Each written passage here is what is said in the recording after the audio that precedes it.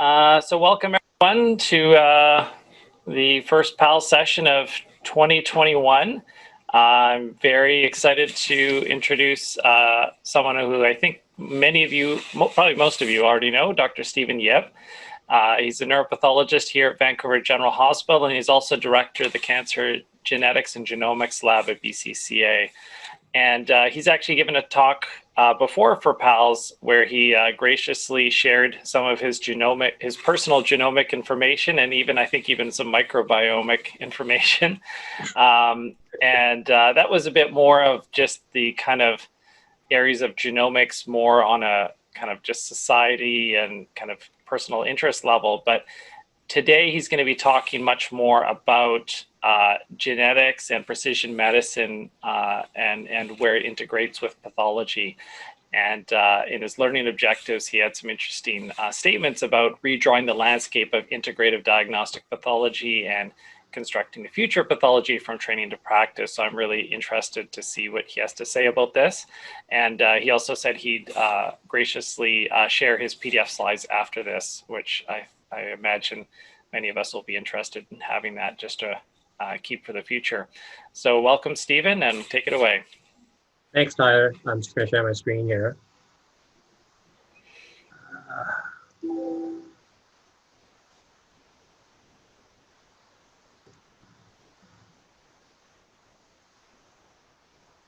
Can everyone see this? Looks good. Okay, so again, thanks for inviting me to give this talk. And I've actually spent quite a bit of time preparing for this. So, but hopefully I'll get some feedback about this. And I thought about the future of genetics and pathology, and I think that's often a loaded topic, and hopefully I'll generate some controversy and discussion as well after this talk.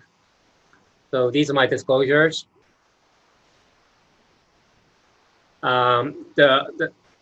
These are some of the objectives. It's really to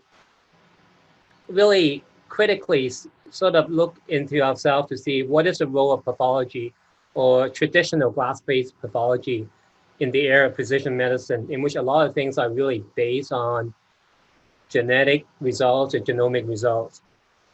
But how we can actually redraw this landscape and how pathologists can be engaged in sort of taking back a lot of these diagnostic features into our day-to-day practice. So basically expand our day-to-day diagnostic practice from just looking through the microscope or looking at immuno or flow to include a lot more genomic, epigenomic markers. And lastly, again, it's about changing our practice, but also educating the next generation of pathology trainees as well to really sort of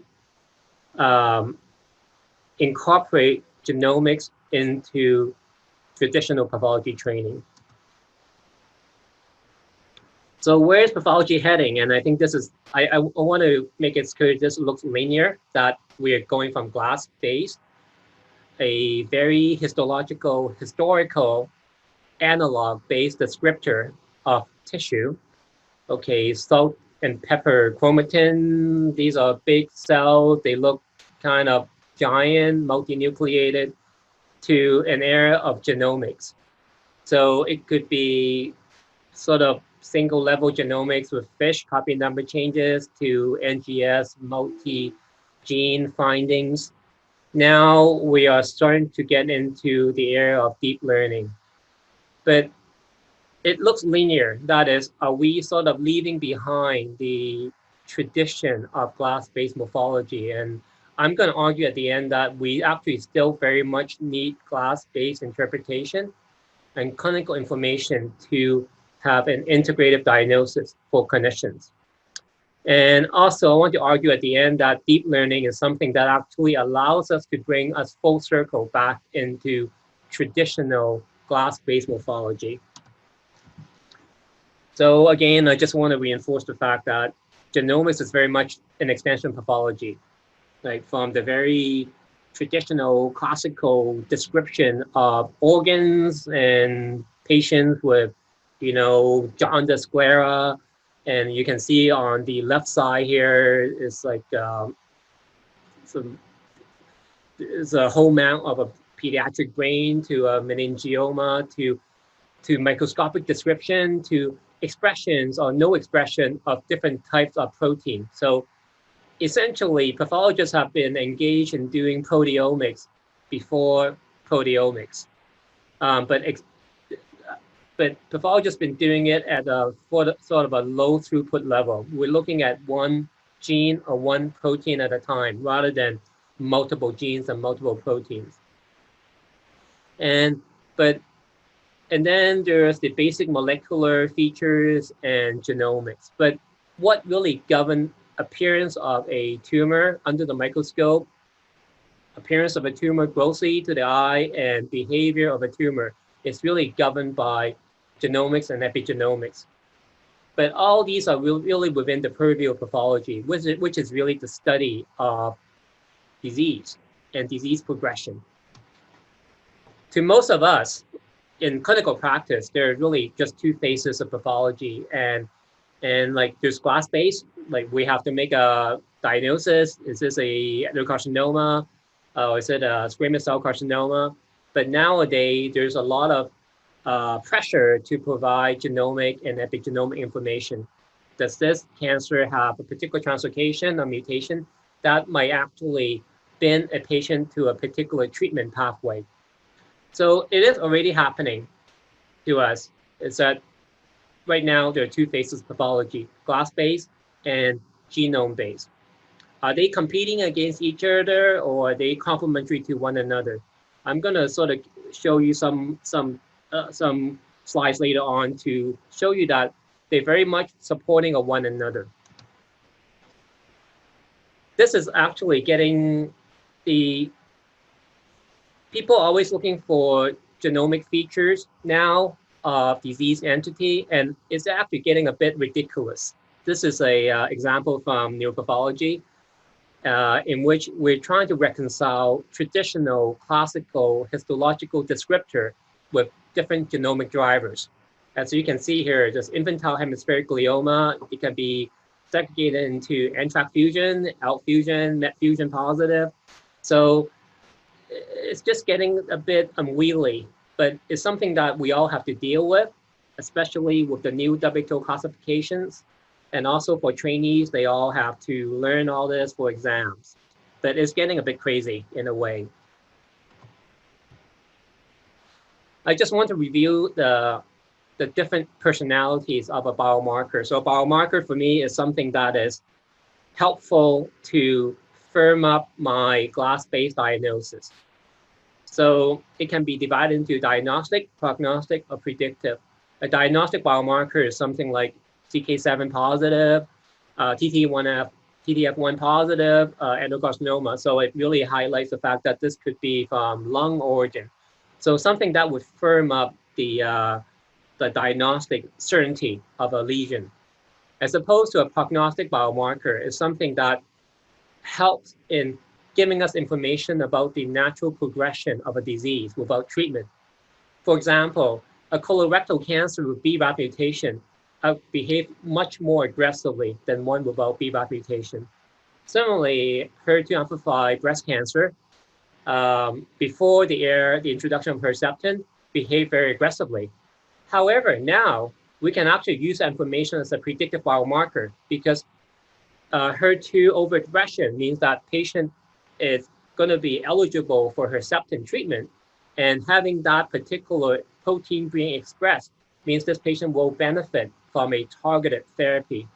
So these are predictive biomarkers, and in the area of precision oncology, these are becoming very, very common. And also there's a huge amount of pressure to identify them, to provide them in a decent turnaround time. Sometimes these biomarkers, these different personalities overlap. Sometimes you might have something that is more stronger predictive biomarker than diagnostic. But these are the things that pathologists have often been asked to provide in addition to their very traditional glass-based diagnosis. So I want to highlight this with lung cancer. So on the left upper pie, you can see non-small cell lung as a one disease based on histology.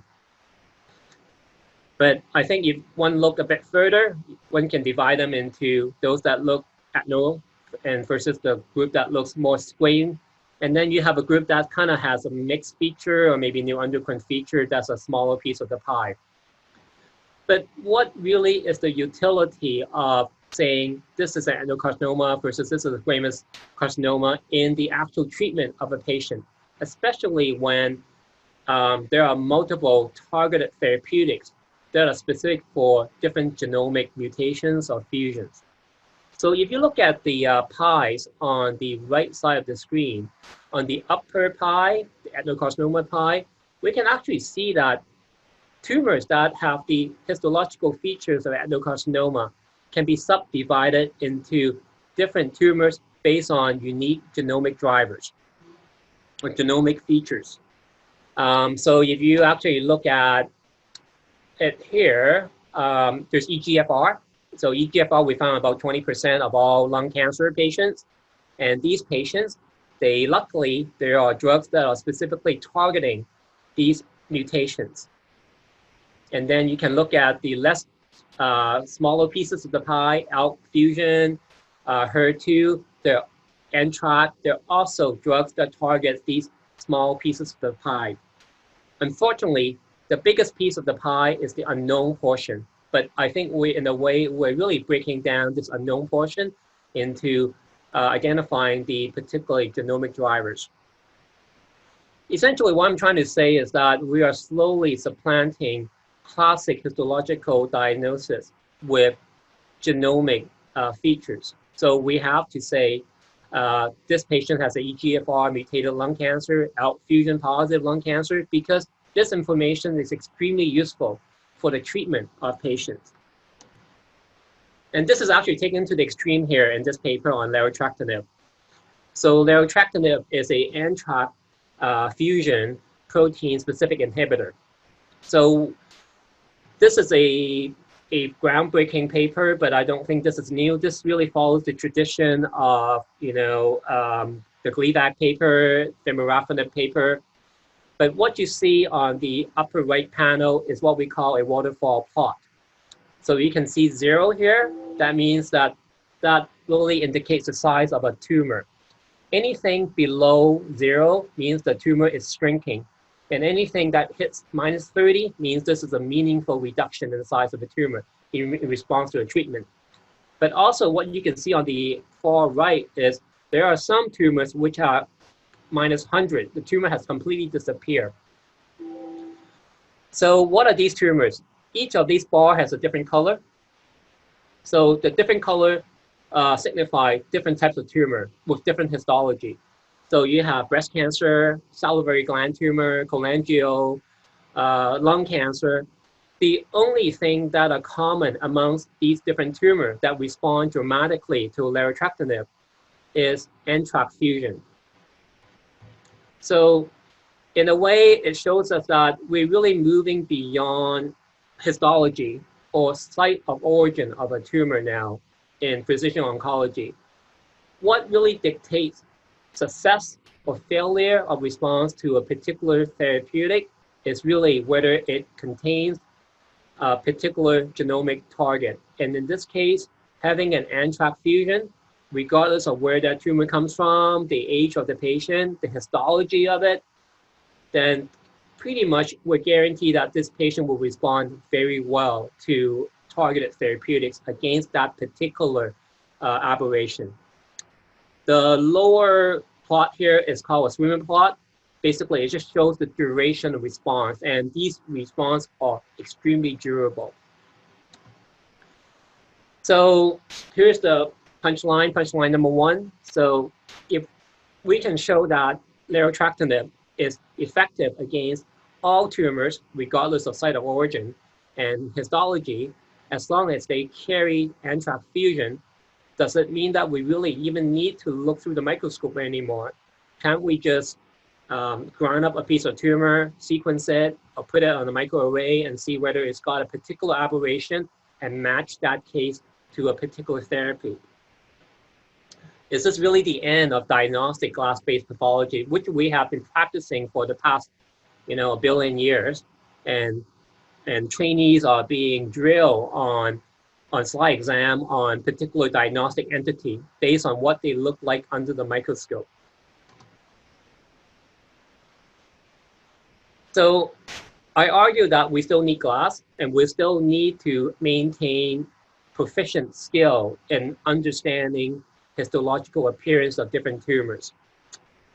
And why is that? Because glass still gives us easy and cheap way and universally applicable way of confirming diagnosis and a clinical suspicion. Is this a tumor or is it inflammation?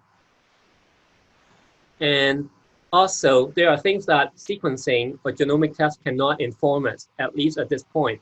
One thing is surgical margins for staging, information on microenvironment such as MKI, desmoplasia, invasion of blood vessels, perineal invasion, and brain invasion from an angioma. These features cannot be reflected with genomic tests, at least for now. Maybe we will find a genomic correlate for some of these histologic features in the future, but right now we cannot do that. So we cannot simply grind up a piece of tumor and hope that it will give us a complete set of information for management of patient. But most importantly, glass allows us to sort of give an information about how much tumor material is there to go into a genomic test. So this is actually really important, and this is a big part of what the pathologist at BC Cancer does, is that whoever is on that day look at a H&E slide matching to a block and say, okay, are there enough nucleated cells for the presence of genetic material? But more importantly, are there enough tumor cells that will contribute to the genomic test, that will give us a quality genomic readout on that particular tissue? So I think in a way, glass is not going to go away for many of these reasons.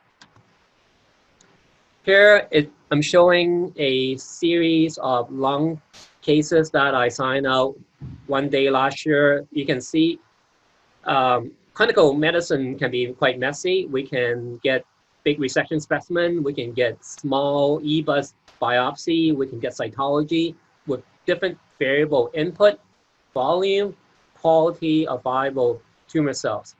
So, and all these have to be circled and assessed. So I think in a way, glass still is needed and is essential for interpretation of genomic results. And pathologist is still needed and is actually a key player in this process. So what are some of the attraction about just grounding up a piece of tumor?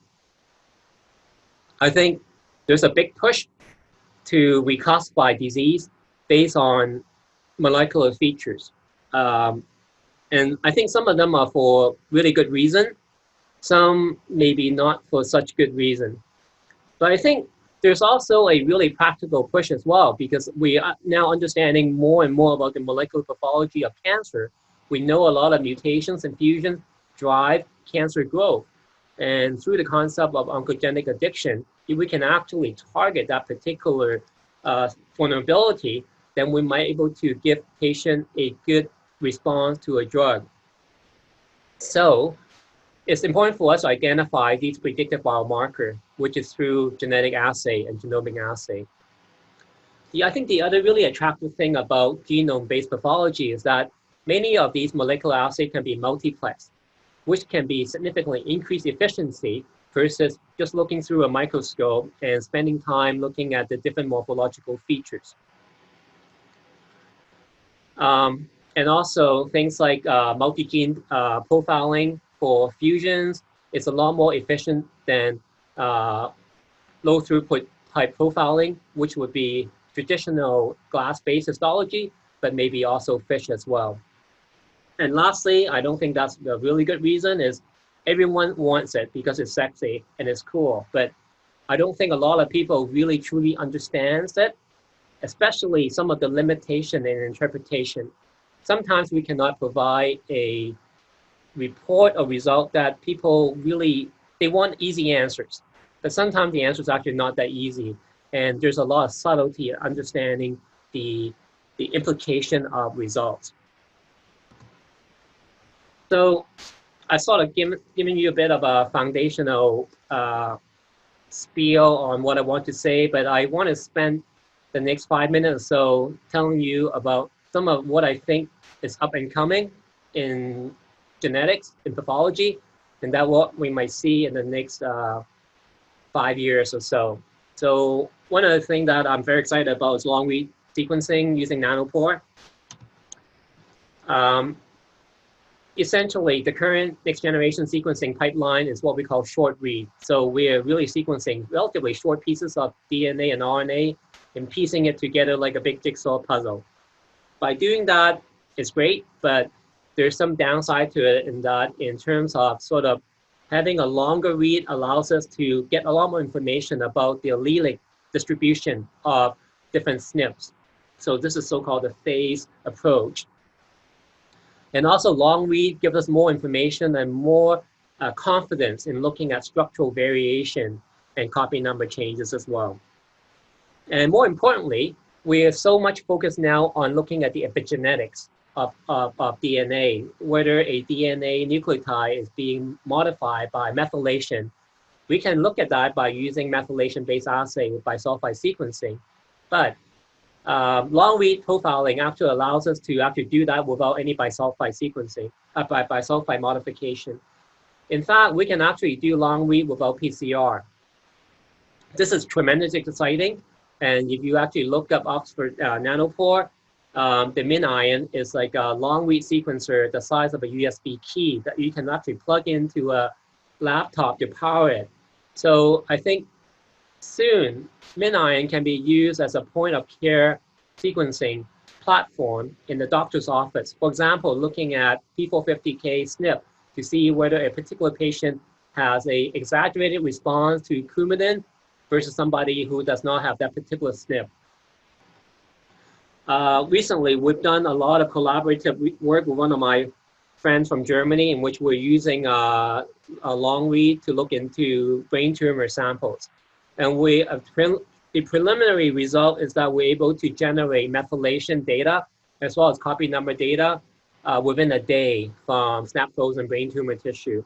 And what we really want to do is to recapitulate some of the Kappa classifier for brain tumor specimen. For example, whether a brain tumor resected specimen has IDH mutation or it's wild type, does it have EGFR amplification, does it have PTEN loss within 2 or 3 hours from the time it's resected.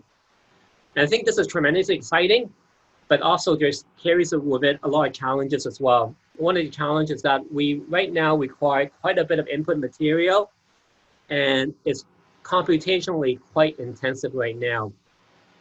But down the road, I feel that long read is going to contribute a huge amount of use into our current pipeline, and it's going to really supplement short read sequencing. Things like using Cas9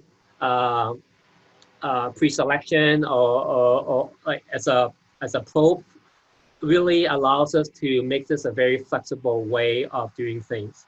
So that's all I'm going to say about long read. I'm very excited about it. I think the next big thing is it really gets back to the traditional view of pathology. There are splitters and there are lumpers. There are people who like to split things into, you know, subcategory and then into even subcategory of a entity. So-called reductionist pathology versus system pathology. The ultimate in reduction pathology is what happens if we can look at every individual cell of a cell specimen of an FFPE sample.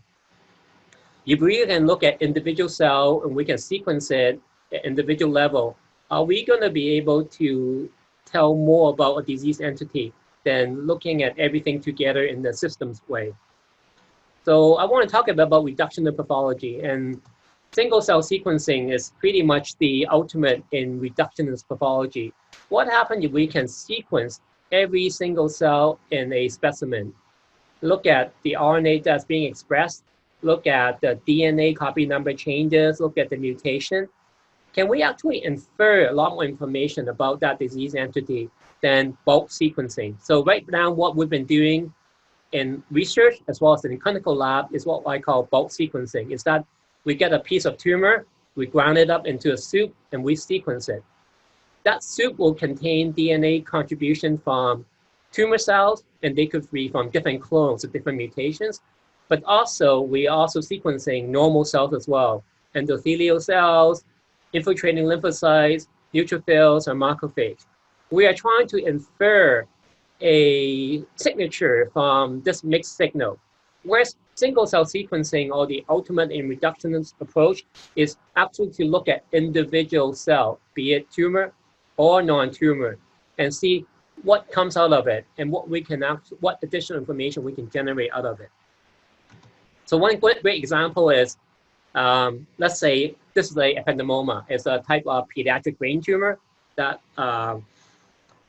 we see in kids. So you can see that morphology-wise, these cells all have some sort of ovoid nuclei feature. But I've circled two areas for you here. One is tumor cells that form a true rosette. They start forming, recapitulating a ependymal canal. And then there are, on the left side here, is tumor cells sort of forming a perivascular pseudo-rosettes. Versus tumor cells, which are sort of lying around here. All these tumor cells have the similar histology or cytology. They all kind of round. They look sort of like circular, ovoid looking. And when we sequence this right now, we actually sequence everything in a soup. But you got to think that tumor cells which are forming a true rosette versus tumor cells which are forming a perivascular pseudo-rosette got to be expressing different proteins and genes. And some of these differential expression might actually inform on the progression, biology, and maybe even the susceptibility of this tumor to treatment. But right now, we don't know that because we are sort of sequencing at a bulk level whose resolution might not be good enough to tell us about the actual genes being expressed by these very different morphological appearances. Single cell sequencing allows us to do that. So I think the next big thing for practicing pathologists is to match a lot of these traditional histological metrics or these terms that we have been using since Harvey Cushing's time, in which he described these morphological features with some of the actual molecular pathogenic features of what drives ependymal cells to form true rosettes versus perivascular pseudo-rosettes, and what we can use this information to treat patients. So I'm not going to go too much into this. So single cell sequencing has been used in the research realm, and essentially we basically disaggregate the tumor, flow it, and then single cell sequencing using a microfluidic platform.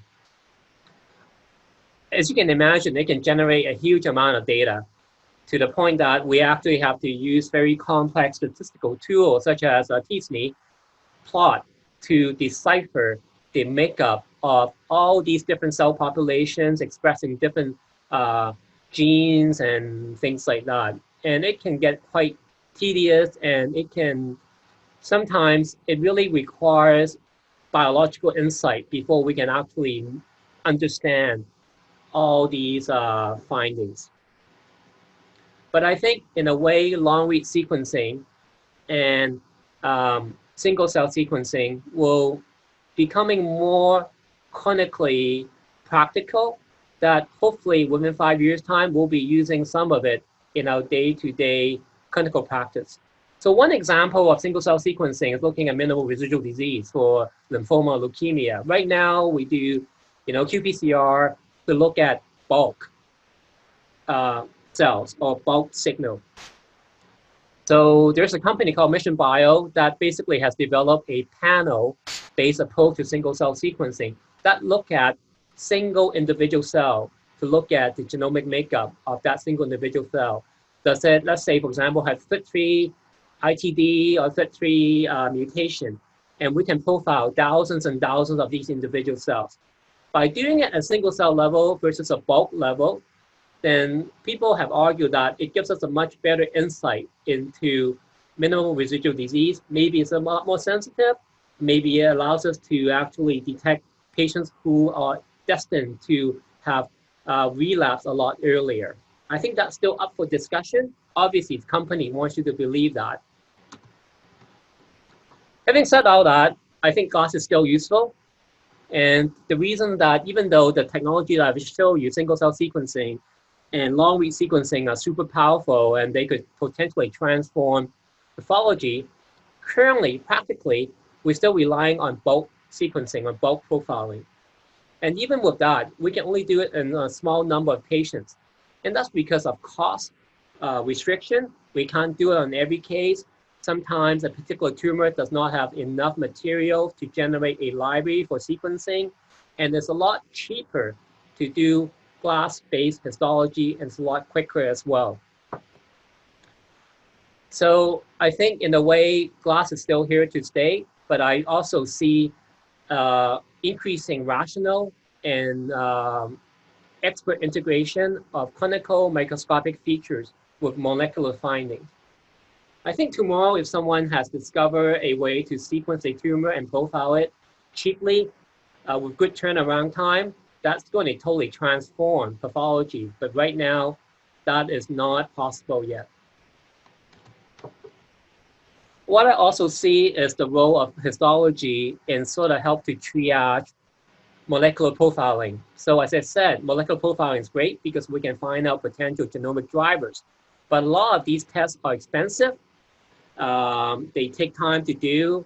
And so we've actually recently written this paper on anthrax fusion testing on pediatric patients as a guideline to use clinical information, so presentation of a particular tumor type, location of a tumor, but also histology as a way to help us to triage these cases for more expensive but all more definitive testing for a molecular driver.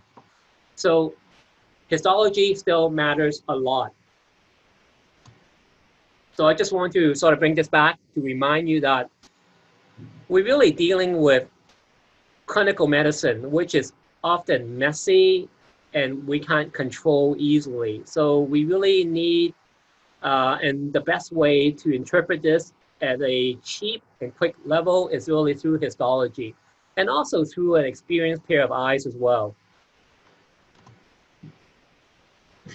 So now I'm going to switch gear a bit. And so I've sort of talked about some of the push and pull of pathology, that there is the long history of GLASS-based, morphological-based histology in which we sort of make descriptive terms of different tumors. Is it adenocarcinoma, squamous cell carcinoma, immunohistochemistry, but also the importance of doing genomics or different types of omics, because this will help us to put a patient in the right precision oncology pathway. Whether they will benefit from a particular drug is really based on whether that tumor has a particular mutation or fusion. So often this cannot be recapitulated from what a tumor looks like under the microscope. Hence, we need to put some of these samples into genomic assay. There's always a push and pull of the splitters and the lumpers. The reductionist view is that every single cell in a tumor, if we can actually profile every one of them, that will inform us on the outcome of a disease versus a systems-based approach. Then that to me means looking at the microenvironment in addition to the tumor. Does the tumor microenvironment, be it neutrophils, TAMs, like microvascular proliferation, how does that interact with the tumor? And how does these two components integrate together to affect the progression of a disease? So I think you're looking at a lot of the push and pull of information that pathologists often have to face in looking through a case and working up a case. And often these are competing against one another. And I want to argue that deep learning or artificial intelligence, quote unquote, actually has the potential to integrate a lot of these competing interests. And it will actually make pathology even more powerful for clinical care. So we've written about machine learning in pathology quite a bit. And so on the left is a news and view that we wrote on using machine learning to help us decipher methylation classifier for brain tumor. And on the right is a paper that we wrote on using machine learning as a way to decipher primary of unknown origin. That is, without using like 30 immunohistochemical stain to ground stain a tumor, by using transcriptomics, or what genes are expressed or not expressed, and also using a machine learning pipeline where we're actually getting really good at saying that this primary of unknown likely comes from the breast or from the lung, just based on the suite of genes which are expressed or not expressed. So machine learning has certainly have some role in the genomics and epigenomic profiling of cancer. But now what we found is that machine learning can similarly be used for histology. And this is where I think we're actually pulling together all these competing interests in pathology. And this is actually really, really neat. And I just wanted to say that I'm giving another talk for Diana, I think next week, on more on machine learning and pathology. So I'm going to talk a lot more about this. But I think the reason we're engaged in this is that if we look at a lung cancer under H&E lung cancer under a microscope, we can't really predict whether this tumor is going to have a KRAS mutation or EGFR mutation or ALK fusion. Maybe there's some hint to it based on, some faint or subtle histological feature that people have always talked about. We know that female non-smoker with certain types of histology is associated with EGFR mutation, but certainly we also see EGFR mutation in smoker or Caucasian. We know that NRG1 fusion in lung is often associated with mucinous lung cancer histology, but we also see it in other types of histology as well. So how do we link histology with genomics? And this paper on the left is a paper from my colleague from NYU in which they actually look into that. They were able to go to TCGA in which there's deposited a huge number of H&E histological slide with genomic findings. So whether these patients have EGFR mutation, lung cancer, KRAS mutation, and then they were able to teach the machine learning pipeline to say, okay, all these histology, this group here are EGFR mutated lung cancer. What do you learn from it? Similarly for KRAS, and they were able to develop a classifier in which they're able to say with a high probability that histology with this particular feature is strongly associated with EGFR mutation. So essentially, we don't need to sequence or do genomic tests. It's that histology itself can inform on the genomic drivers. Similarly, on the right is predicting microsatellite instability of gastrointestinal cancer. Again, using a similar pipeline, matching H&E slide with known genomic features and sort of training it in a supervised fashion.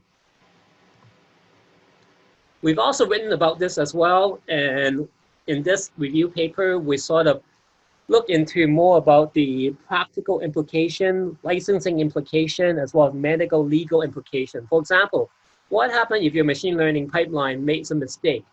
So who's at fault? Does your machine learning pipeline need CMPA coverage?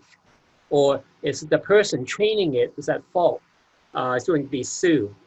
So I think there's still a lot of practical implication for machine learning, but certainly it is making a major headway into pathology.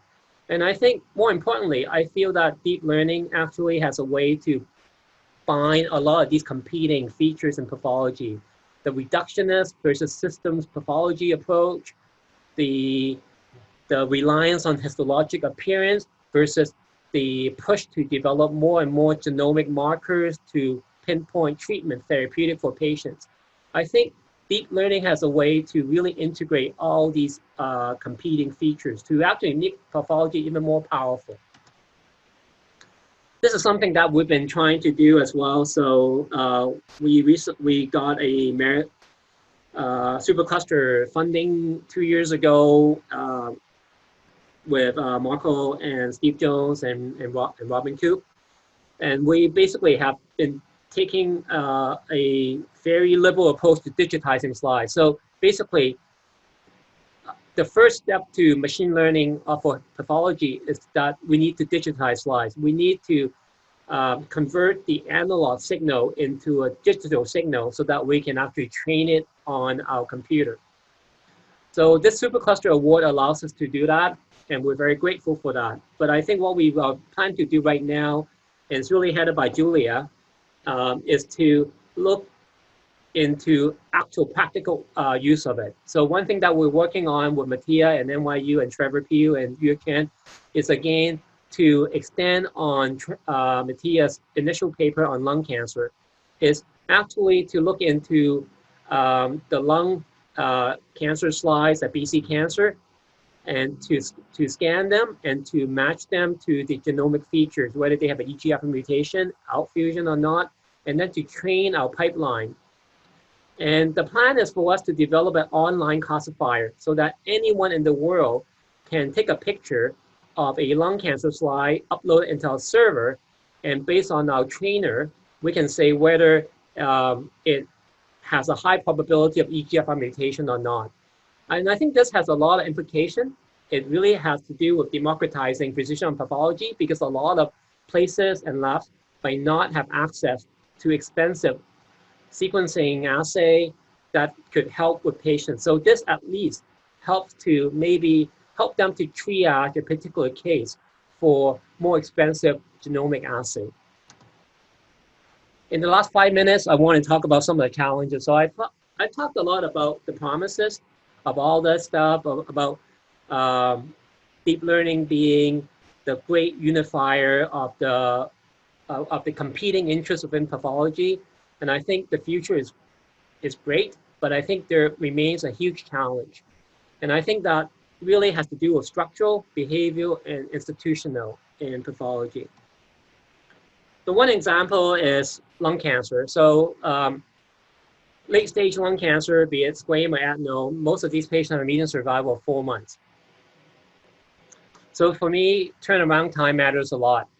Like every day matters for these patients. This is a turnaround time for us right now is if you actually have a 4-month median survival, so about 1,200 days, 19 of those days is spent trying to get results. And that is just the time waiting after the specimen has arrived in our lab. Most of these patients wait a lot longer. So you can imagine that a quarter of the time that these patients have on Earth is waiting for a result, and that is not acceptable to me. And somebody told me that turnaround time is not everything, and I think it's everything for late stage cancer patients. And we really need to do a lot better for these patients by using better assay, by actually really putting a patient-focused or patient-centric approach to molecular diagnostics. There's also a huge challenge to the lab as well. We can only have so much money to spend.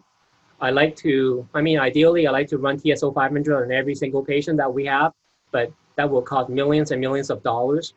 So we really have to be smart and adaptive in what we do. So I think a lot of things like concurrent mutations on finding and using different mutations as a way to triage a particular case for more definitive, for more expensive assay, it really allows us to maximize the amount of dollars that we have in triaging these cases, but also in generating as much information that we can for patients and for patient care.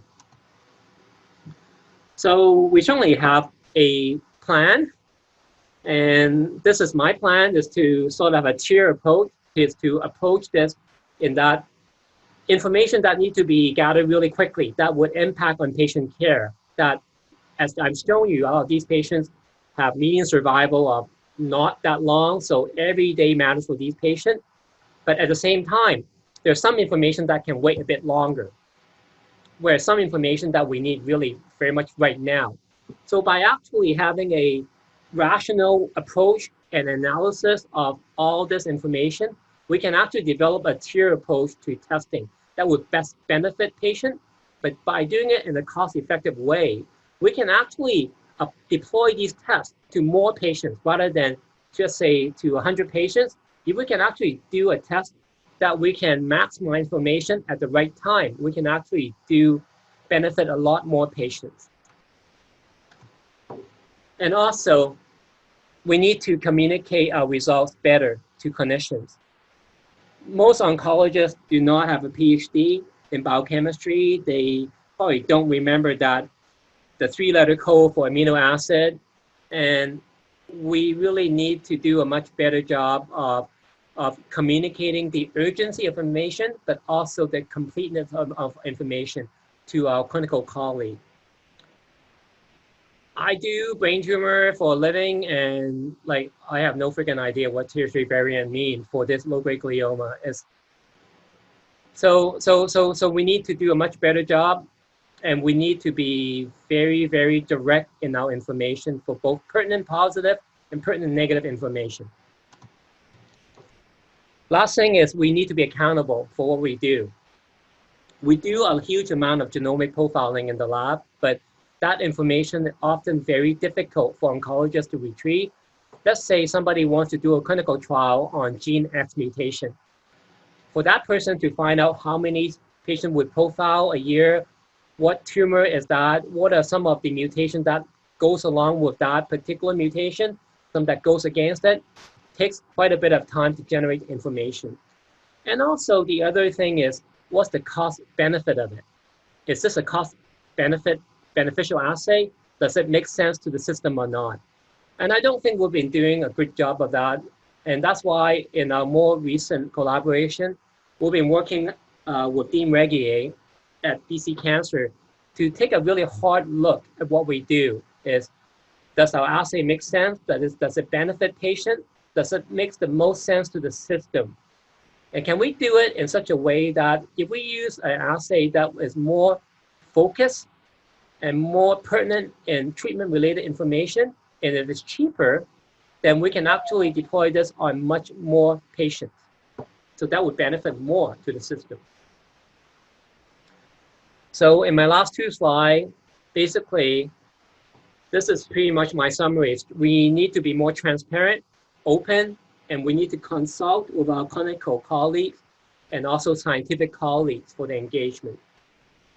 But also the assay, everyone wants the most awesome assay. Everyone wants to do like big ass whole genome sequencing, but what is feasible? If we want to benefit vast majority of cancer patients in BC, we need to do something that's cost effective, but that is open, that can withstand challenge from cost effective analysis.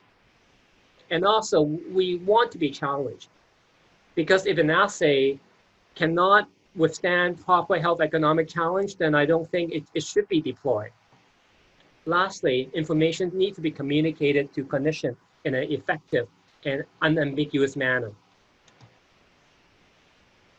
So lastly, I think this is a call to arms for pathologists is, like I said, genomics is just part of pathology. So we really need to advocate more training, more integration of training at the resident level, but also at the specialty society level and the Royal College level. So one thing that we've been trying to do is to develop an area of focus concentration for molecular pathology at the Royal College level. I think this is key because pathologists need to really take a lead in this. If we don't, then we're going to lose it. The other thing that we've been doing is to develop a molecular pathology service at BC Cancer to act as a one-stop shop for clinicians. For example, this week I was asked to look into doing ret fusion assay on a patient with a thyroid medullary cancer. So essentially what I did was I looked into the report, I had to look at the slide myself, I picked the best block, I took the block over to CGL and I sort of tee it up for a focus assay, which has a ret fusion component to it. So one-stop shop.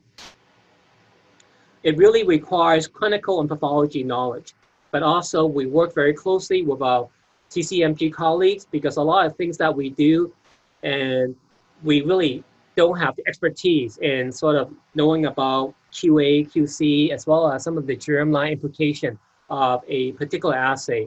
So it's also about working with our CCMG colleagues as well. Lastly, it's also about organizing molecular pathology at a national level. So right now, we're working with Raymond on sort of developing a L4E equivalent of molecular pathology sign-out. So it really applies to molecular pathologists such as me, Cynthia Hawkins, that sign out reports. So Cynthia signs out a lot of fusion reports. So we're really trying to develop, along with our colleagues throughout Canada, a L4E equivalent for pathologists to sign out genomic and genetic test results.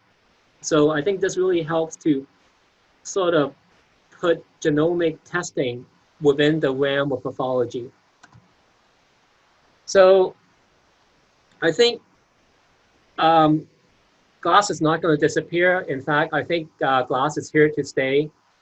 But I think there has to be adaptation to integrating genomic information into our day-to-day practice, and also a willingness to learn new things and to integrate these new things in our daily practice.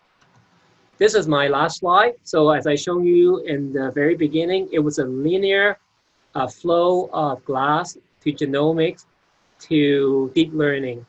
I feel that in addition to my political spiel, I feel that deep learning, by integrating it, by embracing it, has a way to sort of circularize the entire discussion, that it allows us to bind all these competing interests in pathology back into glass. And I think it actually makes glass even more powerful, because as you know, most of us sign out cases very quickly because we have a huge amount of work to do. And most of us would look at a glass slide, we would say, okay, it has this feature and that feature. For me, for example, glioblastoma, microvascular proliferation, tumor necrosis, atypical cell, GBM, boom, sign out. But in a way, we sort of ignore some of the more subtle features, such as, oh, there are a lot of inflammatory cells, or the microvasculature look this way or that way. So machine learning has a way to identify these features, and maybe it would allow us to actually revisit a lot of these subtle histological features that we're ignoring, and that actually might change how we practice our day-to-day glass-based practice. And by also integrating glass with genomics through machine learning pipeline and a lot of effort that we've been working on, maybe it would also help to alleviate a lot of the pressure on the genomic lab as well. So I think in a way, this will make pathology even more powerful into a truly a diagnostic science. So that's it for my talk. Thanks. That's great. Thanks, Stephen. So I see we have 7 minutes left, and I'm sure based on the wide range of topics you covered, there's lots of questions. There's a few in the chat, but I think you kind of addressed them when you talked about cost benefit. So maybe I'll just open it up to questions, and I'll just ask to maybe be fairly concise so Stephen has time to maybe get to a few questions.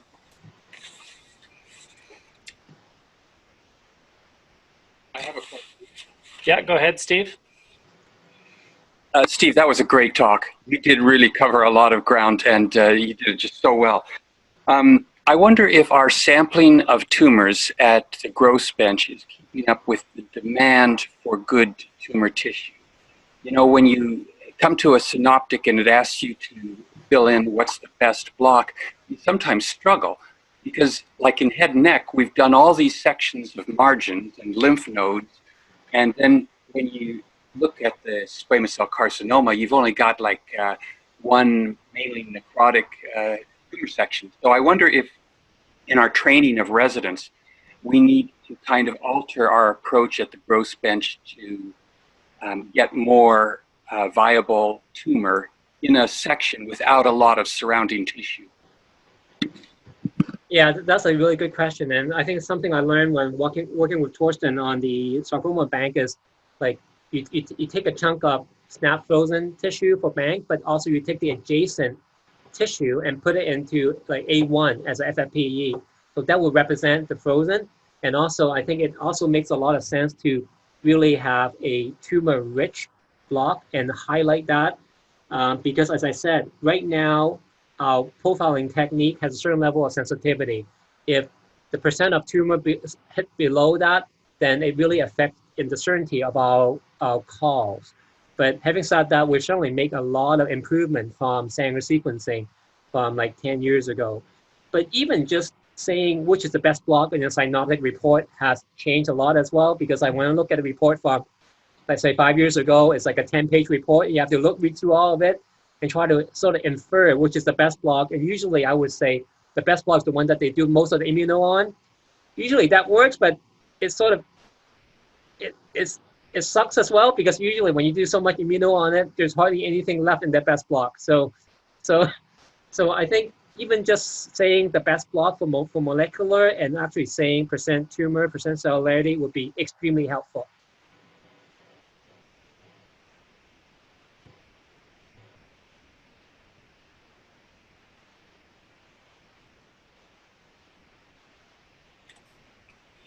Any other questions? Stephen, I was also just wondering, could you expand a little bit more about what you think from an educational standpoint we might want to look at doing? Well, I think we definitely need to strengthen the genomic testing, and I think Tracy Tucker's done a really good job doing all that. And so I think it really goes back to medical school, and like that's a much bigger discussion. We need to have more genomic discussion in medical schools, because it's not just cancer, it's about everything that we do has to have a big genomic angle to it.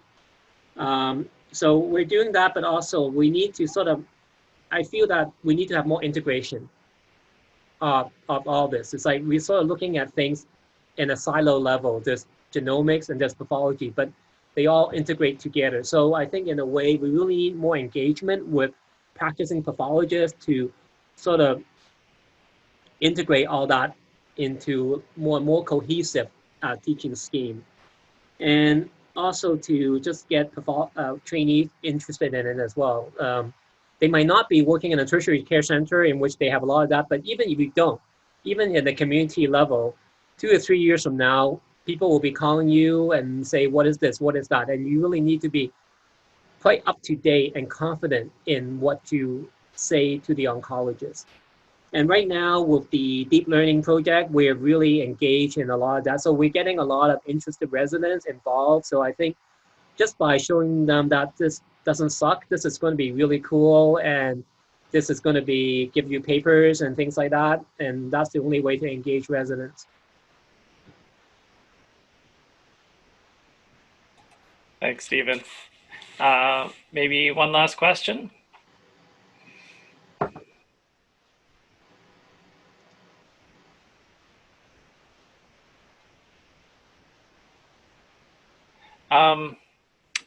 One other aspect, Stephen, I was curious about.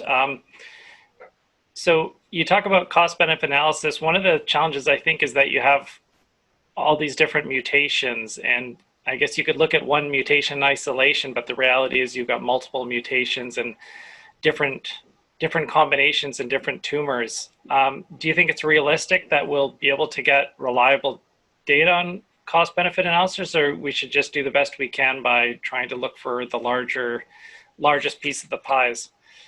Yeah, I think that's a really good question. I just had a 2-hour reimbursement meeting with Bayer before this, and we talk about exactly that. And because like with a multi-gene panel approach, like let's say you're interested in looking at EGFR, but we just happen to have NTRK fusion, ROS RET fusion. So what you're keenly interested in might not be the other stuff, but it might be of benefit to other clinicians for other tumors. So I think if you use the same panel for different types of tumor, but it covers different genes and fusion, it really changes the entire discussion of PEC approval for companion diagnostics. So we're no longer submitting a single gene cost, right? It'll be a panel, but that panel just covers everything. So I think it's going to revolutionize how we submit costing request.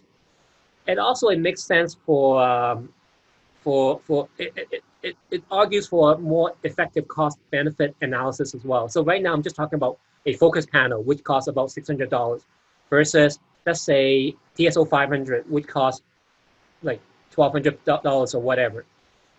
Thus giving you 500 times more information is not a benefit to the patient, given we only have 20 drugs available that will only target the 20 mutations in the focus panel.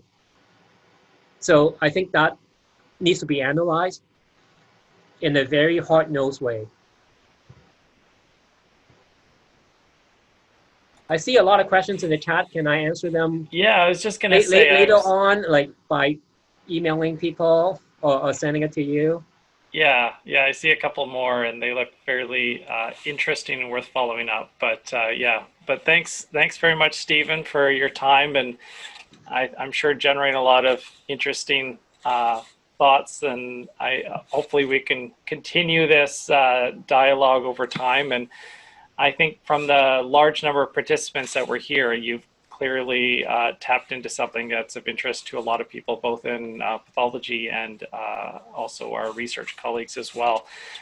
So thanks a lot, Stephen, and thanks for sharing your slides. And I'm sure the people that had questions will look forward to your answers. Thanks, Stephen. Okay, thanks. Bye.